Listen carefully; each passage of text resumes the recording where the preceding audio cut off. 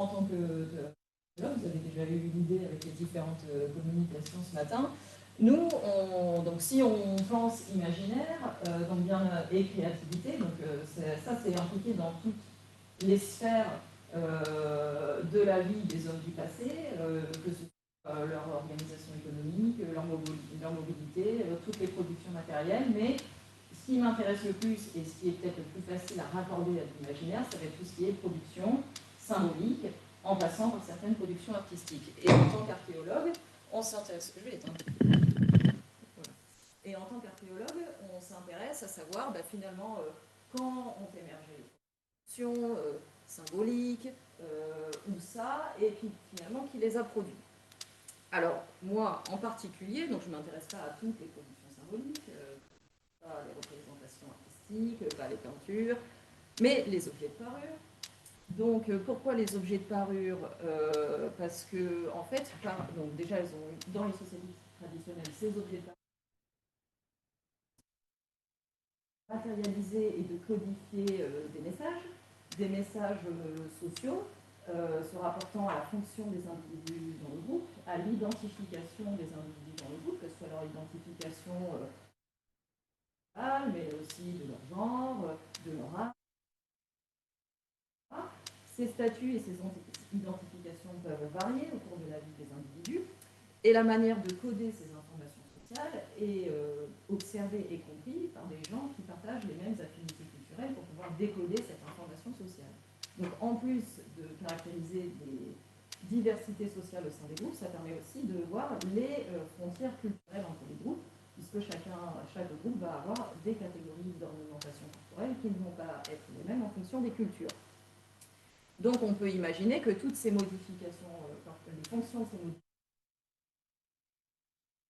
mais y compris les nôtres, les alliances, on est capable de reconnaître une alliance et de savoir que la personne est mariée, c'est typiquement la fonction d'un objet de parure. Et par principe d'actualisme, par le passé, on imagine que ces objets de parure et ces modifications nous permettent d'avoir une fenêtre de lecture sur l'organisation sociale et la complexité sociale des sociétés passées. Alors pourquoi je m'intéresse en particulier aux objets de parure en comparaison à tout ce qui est dans le panel des autres modifications corporelles, y compris les peintures corporelles, les tatouages, les scarifications, c'est que dans le registre archéologique et préhistorique, donc ancien, les objets de parure sont ceux qui se préservent. Nous, on n'a pas la matière organique de préserver, donc tous ces tatouages, de peinture corporelle, etc., on n'a pas.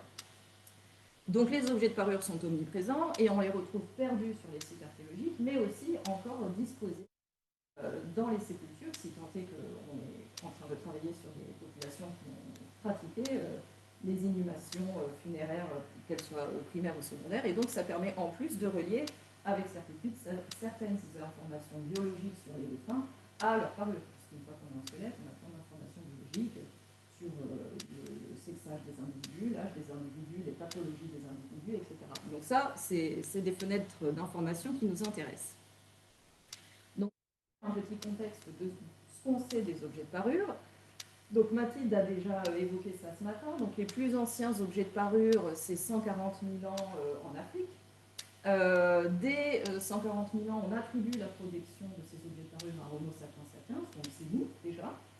Et ces objets de parure, donc sur les sites que l'on a pu documenter à la fois en Afrique du Sud, en Afrique du Nord, un peu en Afrique de l'Est, en fait, vous observez que ces objets sont un peu tous similaires. C'est pratiquement une seule espèce de coquillage qui a été choisie et transformée de la même manière entre 140 000 ans et 70 000 ans.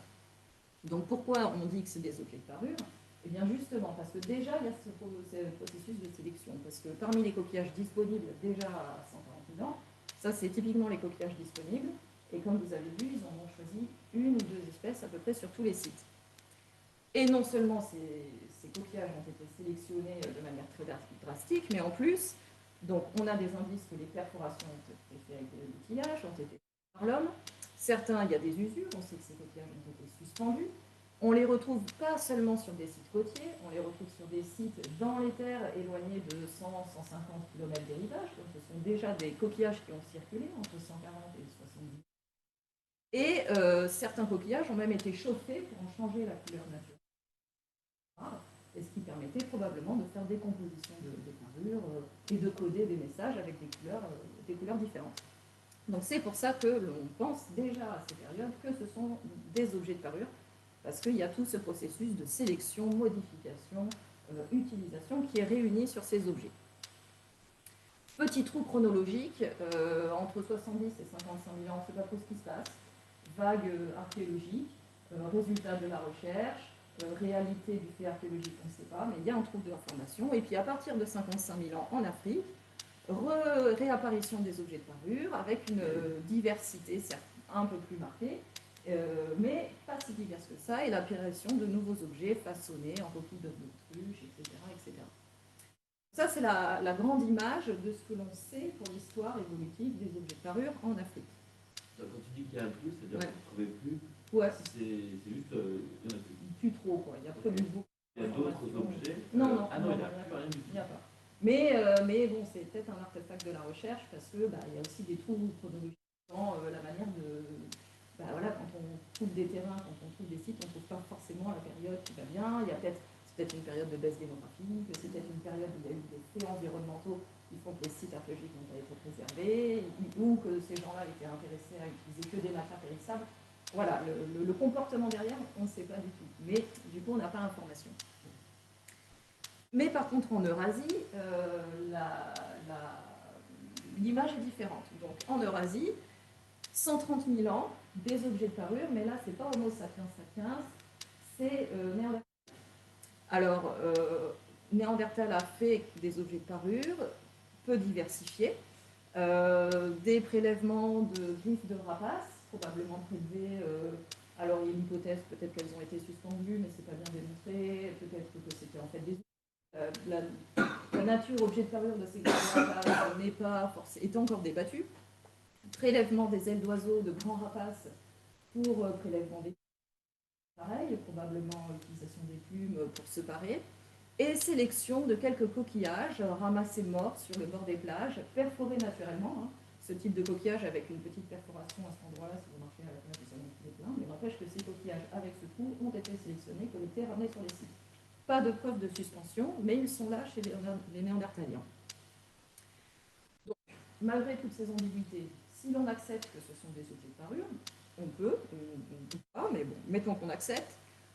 Ce que l'on observe, c'est que d'un point de vue datation et répartition de la présence de ces objets au sein du corpus, en fait, eh bien, pour ce qui concerne les coquillages naturellement perforés ramenés sur des sites, c'est uniquement 3 sites néandertaliens en Italie, en Espagne, et répartis entre 115 000 ans et 40 000 ans. Vous voyez, c'est très peu de sites avec un comportement très dispersé dans l'espace et dans le temps, et finalement pas du tout répété. Les phalanges de rapaces coupées pour en extraire les griffes, c'est une dizaine de sites, en France, en Italie, peut-être même en Espagne, une dizaine de sites répartis entre 100 000 et 45 000 ans, sur un large espace géographique, pareil, c'est très dispersé. Et l'exploitation des plumes, pareil, c'est encore peu de sites répartis entre 130 000 et 50 000 ans, un peu partout en Europe. Finalement, comparé au schéma qu'on voit en Afrique du Sud, il y a un phénomène partagé, répandu sur plusieurs sites. Et là, entre 130 000 et 45 000 ans, c'est une vingtaine de sites répartis sur plusieurs pays avec un comportement, 3 comportements un peu documentés comme ça. Donc ça donne vraiment l'impression que cette pratique a pu exister dans cette lignée néandertalienne, mais elle n'était pas du tout consolidée au sein de ce groupe, et ce manque de consolidation a fait que ça n'a pas été des comportements partagés, bien dispersés, bien acquis et partagés par ces groupes. L'image est différente à partir de 45 000 ans en Eurasie. Donc à partir de 45 000 ans, il y a toujours des néandertaliens, ils sont sur la fin, mais ils sont là. Et il y a l'arrivée des Homo sapiens sapiens qui commencent à coloniser tout le... À partir de ce moment-là, il y a pléthore d'objets de parure, bien plus diversifiés, vous voyez, et bien plus diversifiés et bien plus réguliers sites archéologiques que quand il n'y a que les néandertaliens en Eurasie. Ce sont des objets faits avec des coquillages, des dents animaux, des fragments d'ivoire façonnés, etc., etc. Et l'auteur du coup de ces objets, à 45 000 ans, quand on a les 2 hominines qui se côtoient sur l'Europe de l'Ouest, Néandertalien, Homo sapiens, ben, ça c'est très très débattu. Donc au sein de ces industries dites de transition, c'est-à-dire parmi les choses produites à ce moment où on sait que ces gens se sont côtoyés, on sait que ces gens se sont mélangés, puisqu'on en a la trace biologique dans l'ADN. Mais finalement, qui est l'auteur de ces objets? Eh bien, on ne sait pas. Et il y a eu des articles et des articles de débat. Et pourquoi on ne sait pas? Parce qu'il n'y a pas de reste humain clairement associé à ces industries dites de transition. Donc,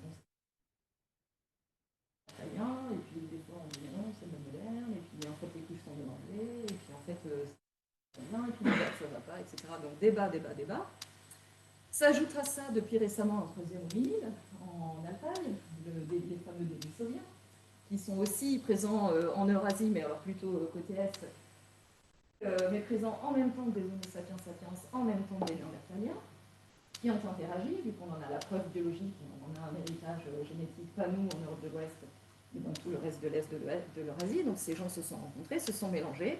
Et sur ce site-là, il y a aussi des objets de parure, mais l'attribution de ces objets de parure à l'un de ces hominines n'est pas claire non plus, puisque la stratigraphie, c'est-à-dire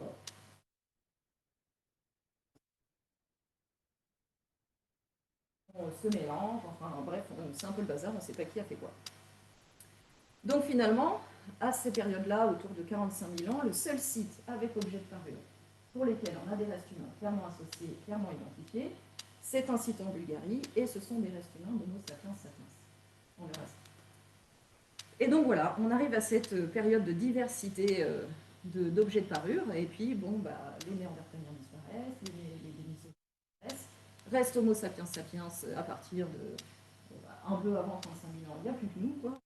Voilà, tout le type d'objets de parure qu'on a pu utiliser en Eurasie en termes de sélection de coquillages, dents d'animaux, façonnage d'objets d'ivoire. Et ça, c'est qu'une toute petite fenêtre de la diversité des objets qui étaient utilisés. Donc ça, c'est pour vous faire l'état des lieux grossièrement et rapidement sur la parure corporelle de ces sociétés passées. Donc finalement, bon, on commence à savoir qui ont été produits, quand ils ont été produits, et globalement partis, avec encore quelques fenêtres de débat. Mais du coup, comment me relier à cette thématique aujourd'hui? La médecine de l'identité, donc l'imaginaire. C'est bien l'imaginaire. Et puis finalement, je me dis, bon, voilà, j'ai lu cet article de cette dame, Kind, qui disait, ben voilà, l'imaginaire peut avoir des limites, et ces limites, on peut les classifier en 3 points. C'est-à-dire les limites sur la nature même de notre imagination, les limites de ce qu'on peut imaginer, et les limites dans la manière dont on va utiliser cette imagination. Alors bon, j'ai lu ça, alors moi je ne suis qu'une pauvre archéologue et matériaux tangibles, puisque nous on n'a pas d'écrit, on n'a pas de récit, on n'a rien. Donc alors comment je vais me sortir de ça avec mon matériel archéologique tellement pragmatique? Et donc finalement je me suis dit, bon alors la nature de l'imagination, ça c'est quand même avec des objets en les limites d'utilisation, bon, pour revenir au fait social, c'est peut-être possible. Mais finalement, la limite de ce qu'on peut imaginer, d'un point de vue traduction, qu'est-ce que ça va exprimer dans une production matérielle, ça, je peux peut-être un peu discuter ça. Donc je suis allée dans cette direction. Et la première limite qui m'est venue à l'esprit sur qu'est-ce qui peut limiter finalement tous les messages symboliques qu'on aimerait transmettre avec la confection des objets de parure, c'est déjà les objets de parure sont destinés à être portés, et notre corps a des limites physiques, c'est de l'ergonomie. Donc on ne va pas pouvoir parer les corps à l'infini. Alors on pare les corps, mais on pare aussi les habits, les coiffures. Donc déjà, cette limite du corps, elle est étendue parce qu'on crée des supports externes à travers les habits, etc. Donc ce n'est pas que la limite du corps. Et puis surtout, on a une capacité très très forte à modifier notre corps biologique. Donc c'est ce que je montre là par quelques exemples, mais voilà, les sociétés en Éthiopie qui taillent leurs incisives, c'est une parure corporelle. Le fait de tailler ces incisives pour en modifier la forme générale à un certain, comme dans un rite de passage à un certain moment de sa vie, c'est une parure, c'est une modification du corps. D'autres sociétés qui portent ces labrés, pour porter ces labrés, en fait, il faut faire une ablation des incisives inférieures, sinon le labré ne passe pas. Donc il y a une mutilation du corps qui permet de porter une parure. Donc là, on déforme, on altère la physique originelle de son propre corps pour pouvoir y ajouter un objet de parure. Il y a des proportions pas du tout compatibles avec la biologie humaine. Et voire même, dans certaines sociétés, en Papouasie, les gens se coupent des phalanges à chaque perte d'un membre de la famille. Alors, bon, en espérant que les membres de la famille ne meurent pas trop tôt, on peut peut-être finir sa vie avec des mains. Mais voilà. Et ça, ce type de comportement, il y a une question actuelle, une recherche actuelle, qui est observée sur des parois des grottes ornées en Europe de l'Ouest, il y a des mains négatives comme ça, et il y a des phalanges absentes. Alors là, il y a un grand débat autour de ça.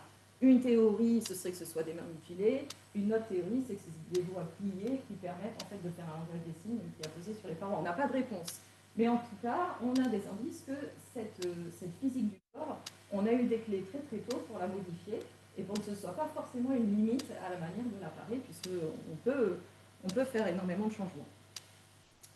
Donc une deuxième limite à la manière dont les gens pouvaient se parer et donc à la manière dont les gens pouvaient démultiplier les messages symboliques finalement, c'est peut-être dans le choix et l'accessibilité des matériaux et la physique même des matériaux qui étaient disponibles pour faire des parures. Donc parmi ces matériaux, en fait, voilà, on est un groupe de chercheurs qui a développé les mêmes méthodes qui ont été présentées par Julien, c'est-à-dire qu'on a des bases de données, on enregistre sur tous les sites archéologiques à une certaine période la présence et l'absence de tous les types d'objets de parure. Donc ça nous fait une matrice exactement avec les sites archéologiques, les types de parures, 0 si c'est présent, 1 si c'est 0 si c'est absent. Et à partir de là, on peut faire des calculs de distance et tout un tas d'analyses multivariées voilà, issues de la biologie évolutive, tout pareil. Et qu'est-ce qu'on observe? Par exemple, il y a à peu près 38 000 ans en Europe, si on fait toute l'analyse des objets de parure présents ou absents par type d'objet de parure dans toute l'Europe, c'est-à-dire quelle espèce de coquillage, quelle dent carnivore, comment cette dent est suspendue, en ivoire, etc. etc. Et on s'aperçoit que selon les régions d'Europe, les gens ne portent pas les mêmes associations d'objets de parure. Donc des gens en Italie, il y a 38 000 ans, ne se paraient pas de la même manière que dans le sud-ouest de la France, que dans le sud de la France, que dans le nord de l'Espagne, etc. Donc on aperçoit des régions culturelles où on savait que les gens n'ornaient pas leur corps de la même manière. Donc ici, on a vite fait de se dire, ah ben voilà, c'est vraiment des objets des groupes culturels et voir une certaine ethnicité dans ces groupes. Soit. Le même type d'analyse a été refait en catégorisant tous les objets de parure déposés dans les sépultures des populations qui vivaient en Europe autour de 34 000 ans. Et on s'aperçoit aussi, quand on catégorise tous ces objets, présents ou absents, etc., que ça dégage deux grands groupes de sépultures. Les sépultures, donc il n'y a pas des sépultures partout en Europe, mais là, oui, ça fait deux grandes catégories. Des gens qui se paraient d'une certaine manière en Europe de l'Est, plutôt avec des objets en ivoire, et des gens qui se paraient d'une autre manière, plutôt du côté de l'Italie, c'est là où il y a les sépultures, et qui n'utilisaient pas l'ivoire, mais plutôt des coquillages, et surtout des coquillages méditerranéens. Toujours dans cette approche, pour une période beaucoup plus récente, là on est en Europe autour de 8000 ans, donc là c'est la fin des derniers chasseurs-cueilleurs et l'arrivée des premiers agriculteurs proche-orientaux. Et si on fait toute cette analyse de présence, d'absence d'objets de parure en comparant que faisaient les chasseurs-cueilleurs, les derniers chasseurs-cueilleurs européens avant le contact avec l'arrivée des premiers colons proche-orientaux, comment toutes ces parures se transforment avec la propagation et la diffusion du phénomène agricole amené par ces sociétés néolithiques du Proche-Orient, on s'aperçoit que petit à petit, il y a des éléments de parure très proche-orientaux qui diffusent d'est en ouest de l'Europe, et au fur et à mesure que ces gens avancent en Europe, ils intègrent dans leurs parures des parures qui étaient très présentes au sein des sociétés de chasseurs-cueilleurs. Donc là, on a une sorte d'admixture et d'acculturation avec des adoptions d'objets de parure progressives par ces colons proche-orientaux qui arrivent et qui se mélangent avec les chasseurs-cueilleurs. Et on sait que ces gens se mélangent avec les chasseurs-cueilleurs puisqu'on en a aussi la preuve génétique. Et aussi, on observe une différence dans la manière dont il y a deux grands courants de migration néolithique, une en Europe centrale, une en Méditerranée, et la manière dont ces interactions entre les chasseurs-cueilleurs méditerranéens ou les chasseurs-cueilleurs d'Europe centrale avec ces néolithiques n'a pas été de la même intensité entre les régions. On le voit à différents degrés. Et ça, c'est probablement le reflet de phénomènes démographiques avec des groupes moins fragmentés et plus ou moins petits en Méditerranée comparés à ceux d'Europe centrale. Donc voilà, on discute tout ça, mais vous me direz, ben oui, mais forcément, les gens en Méditerranée se parent de coquillages méditerranéens. Ceux qui font des sépultures en Europe de l'Est, ben, il y a des mammouths qui font des tombes en ivoire, alors que ceux qui font des sépultures de Méditerranée. Eh bien non. Alors, pourquoi? Parce que... Ah, j'ai trop loin. Parce que, en fait, bon là je vous ai fait un palimpseste de cartographie, mais en fait, dès le départ, les Homo sapiens sapiens, quand ils arrivent en Europe, ils sont capables de faire des réseaux d'échanges sur des centaines de kilomètres. C'est-à-dire, bon là je vous mets une carte, c'est 15 000 ans en Europe. Vous voyez que tous les sites figurés là au milieu, autour de Rocamadour, tout ça, ce sont des sites où on retrouve des coquillages méditerranéens utilisés en parure, il y a 15 000 ans. En haut, 7 000 ans, donc c'est le coquillage qui est figuré, c'est une Colombella rustica, mais enfin bon, bref, il y a 7 000 ans, c'est un coquillage typiquement méditerranéen, et vous voyez que ce coquillage, chaque point représente sa distribution. Ce coquillage typiquement méditerranéen, vous le retrouvez jusqu'au sud de l'Allemagne. Il y a des coquillages de l'Adriatique qu'on retrouve dans le sud de l'Allemagne, donc c'est des réseaux de 200-250 km, il y a même un réseau de 700 km, il y a 7 000 ans. Et quant à la nature physique des objets qui auraient pu contraindre la manière de faire les parures, ben comme là je vous ai mis un exemple de la diversité des objets en pierre et en ivoire qu'il y avait il y a 42 000 ans en Asie centrale, vous voyez que les formes et la manière de façonner ces objets est ultra diversifiée en fait. Donc c'est une technique de taille, d'abrasion, de polissage qui leur permettait de transformer les matériaux à volonté et de créer cette diversité. Ce qui nous a permis de conclure que vraiment cette cartographie régionale des objets de parure n'était pas complètement affranchie de la disponibilité en matière première, mais qu'il y avait suffisamment de réseaux de contact établis à large échelle et très très tôt dans l'histoire de nos sapiens sapiens en Europe pour permettre de ne pas être totalement inféodé à cette disponibilité des matériaux et que donc la diversité régionale reflétait vraiment des choix culturels et des groupes culturels très différents. Donc finalement, il y avait des commerce, quoi, très loin. Des échanges. Après, du commerce. Il y a de la mobilité. C'est pas Amazon, mais disons que commander ton bijou, c'est sur le bord. Ouais. Et des mobilités facilitées par des grands couloirs physiques de circulation. Les Colombella qui remontent jusqu'en dans le sud de l'Allemagne, c'est la vallée du Rhône en fait. On les retrouve de l'autre côté de la vallée de l'Èbre. Donc il y a des voies de passage, mais qui sont utilisées et qui sont vraiment reconnues jusqu'à 30 000 ans. Enfin, pendant 30 000 ans, c'est toujours les mêmes et ça facilite ces circulations. La vallée du Danube, c'est 700 km de contact facile entre les groupes de Serbie et les Bavières. Donc voilà, donc ces gens sont très très équipés pour se déplacer et pour avoir des contacts. Il y a une hiérarchie dans la présence des parleurs. Est-ce que par exemple, très simple, les coquillages méditerranéens, chefs ou villages sont équivalents, ou est-ce que c'est quelque chose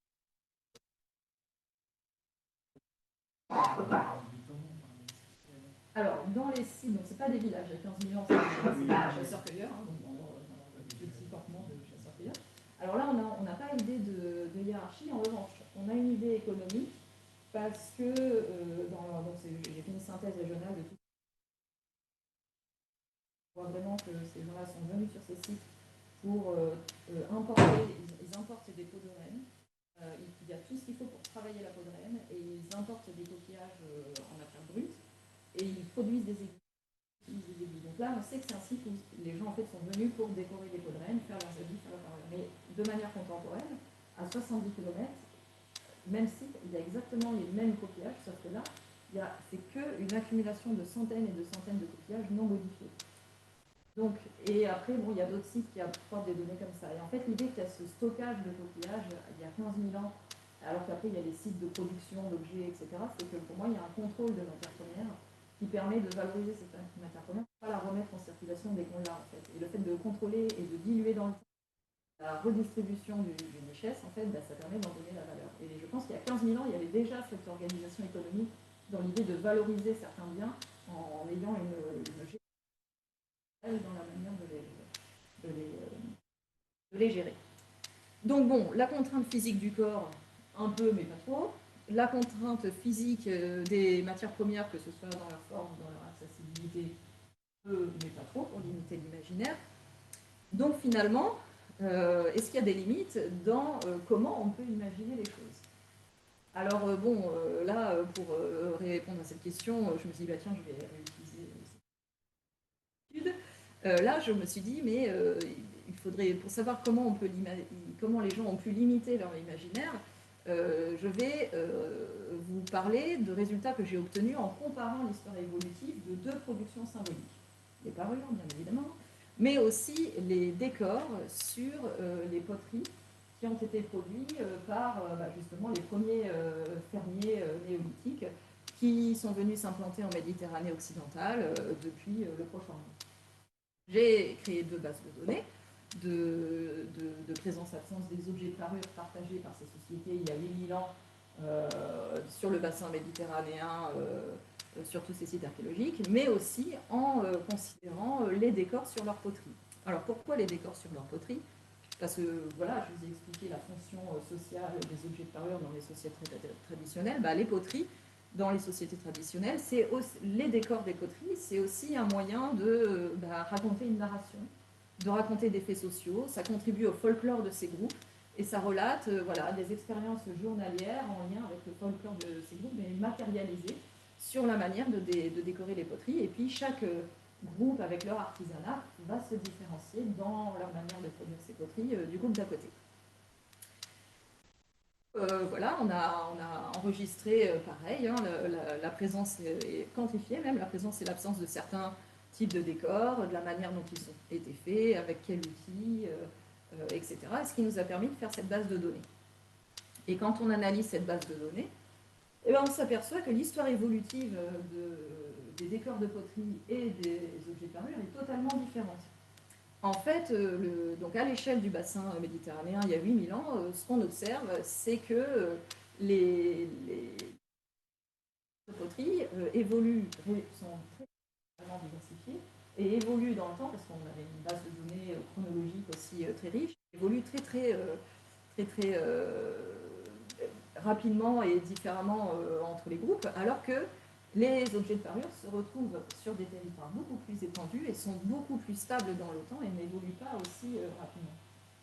Et donc, pour tenter de comprendre et de faire des hypothèses sur pourquoi il y a ces histoires évolutives différentes, évidemment, donc ces histoires évolutives différentes vont dépendre, on s'intéresse à deux productions qui n'ont pas la même fonction, qui n'ont pas le même rôle social dans la structuration des groupes, et qui nécessitent, qui ne sont pas les mêmes, et surtout la manière d'apprendre à faire des poteries et à les décorer, la manière d'apprendre à faire des objets de parure, y compris à matérialiser les messages symboliques qu'il y a derrière, ça nécessite des techniques d'apprentissage et donc de transmission qui vont être très différentes. Et donc pour nous, le cœur de la puce qui va faire qu'on a des histoires évolutives en fonction des productions d'intérêt communautaire, vraiment parce qu'il y a des systèmes d'apprentissage qui ne répondent pas du tout aux mêmes règles. Mais bon, donc cette manière de produire et de répondre à des règles de transmission peut être donc un facteur qui contribue aux limites de ce qu'on s'autorise à imaginer. Donc, faire la même chose avec les mêmes productions selon les règles de transmission, les règles sociales qui vont régir cette transmission en fonction de si on a envie de spécialiser un artisanat ou au contraire que cet artisanat soit partagé avec tout le monde. Ça ne va pas autoriser les mêmes erreurs d'apprentissage, les mêmes possibilités dans la manière dont on peut produire. Mais du coup, ces raisons de l'apprentissage, quand on s'intéresse à ça, on se dit, mais bon, donc, il y a deux histoires évolutives différentes, un qui change très rapidement dans le temps, un qui change beaucoup plus lentement dans le temps, les parures, et un qui est très diffusé à l'échelle d'un grand territoire, et puis un autre qui est beaucoup plus structuré et qui représente des groupes plus petits. Donc, ça veut dire que dans les réseaux d'interaction, a priori, ces réseaux d'interaction devraient être structurés complètement différents à l'échelle d'un territoire. Donc, c'est ce qu'on a voulu tester pour savoir comment ces réseaux sociaux d'interaction étaient structurés dans le passé, quels ont été les mécanismes à l'origine de ces différentes structurations, et finalement, comment ces savoir-faire ont pu circuler dans le temps ou pas. Donc, je suis restée sur la même base de données, des corps de poterie objets de parure à l'échelle de la Méditerranée occidentale, il y a à peu près 1000 ans. Et on a fait avec mon postdoc voilà, social network analysis. Donc voilà, on a adopté ça pour utiliser la base de données. Donc voilà, hein, c'est des statistiques descriptives qui nous permettent de reconstruire ces réseaux et puis de voir les points chauds de connexion et de voir à l'échelle d'un territoire où sont les points de connexion, est-ce que c'est privilégié, est-ce qu'il y a des connexions très faibles, combien de traits partagés entre les sites archéologiques, etc. Et puis on a pu faire ça, comme on avait les données chronologiques très fiables, on a pu découper cette base de données en tranches chronologiques et de voir comment ces réseaux, à un instant T, étaient, puis un peu plus tardivement comment ils étaient, puis encore plus tardivement comment ces réseaux étaient, ce qui nous permet de voir l'évolution dans le temps de ces réseaux de contact et d'essayer d'expliquer ça en termes de mécanismes culturels, sociaux, etc. Et donc finalement, ces résultats ont montré donc, effectivement que la poterie et les objets de parure ne sont pas constitués des mêmes réseaux d'interaction, que celui de la poterie est beaucoup plus étendu, beaucoup moins resserré dans l'espace, et que leur manière de changer et de se structurer à travers le temps est beaucoup plus très très différent, avec des réseaux de contacts qui sont beaucoup plus stables dans le temps quand on regarde les objets de parure, alors que ceux de la poterie sont tout le temps en train de changer et de se remobiliser au sein d'un territoire. Donc finalement, ça donne une idée très multifacetée de ces réseaux d'interaction. Et de manière sous-jacente, les réseaux d'interaction, c'est vraiment le fait de la transmission, c'est-à-dire comment on transmet l'information, donc comment elle s'acquiert, comment elle s'apprend. Ça relate aussi tout ce fait d'apprentissage, de transmission, etc. Donc j'en arrive à la conclusion. Que finalement, dans les limites de ce qu'on peut imaginer, de ce qu'ont pu imaginer ces populations passées, finalement, ces limites, qu'on s'intéresse aux limites physiques des corps, aux limites physiques des objets, de leur disponibilité ou éventuellement de la manière de les faire et de les utiliser pouvait être transmis entre les gens et entre les groupes, ce sont des limites très floues, qui ne sont pas très tangibles, qui existent, et puis surtout qui ne sont pas les mêmes quand on considère une production à l'autre. Donc finalement, cet imaginaire avait probablement des contraintes, mais pas forcément des limites. Et voilà, et après on a pu de poser toutes ces questions, tout ce qui a pu limiter la production symbolique de ces populations passées. C'était le côté de... Merci beaucoup.